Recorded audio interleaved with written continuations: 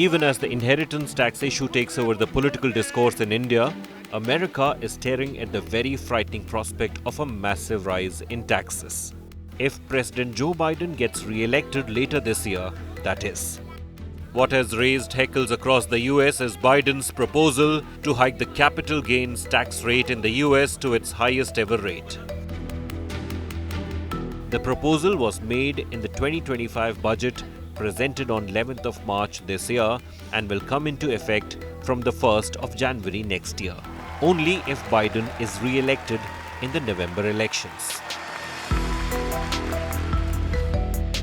The proposal will take capital gains tax to 44.6% for those with a taxable income of more than $1 million a year and an investment income of more than $400,000. This is the highest level since capital gains tax was introduced in the US in 1922, much more than previous high of 40% under President Jimmy Carter in the late 1970s. In comparison, the capital gains tax in India ranges from 10% for long-term investments to 32% for short-term investments. Some states will see the capital gains tax, which is levied on valuation gains in stocks, mutual funds, commodity and currency trading bonds, and real estate, zoom beyond 50%. These include California with 59% and New Jersey with more than 55%.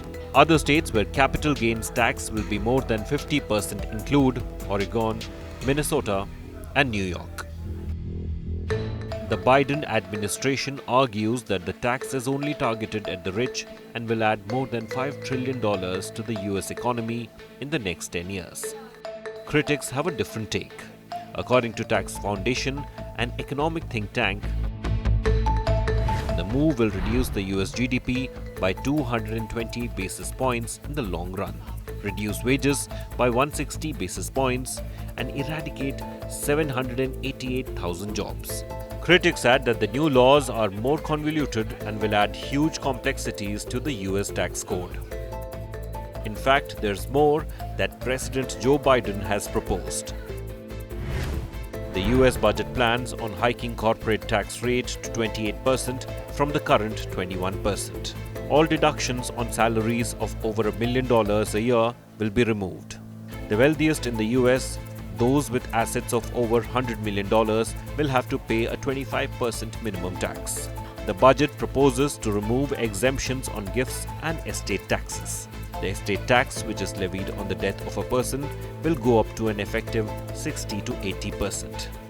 The announcement have surprised US businesses, especially as this was an election year.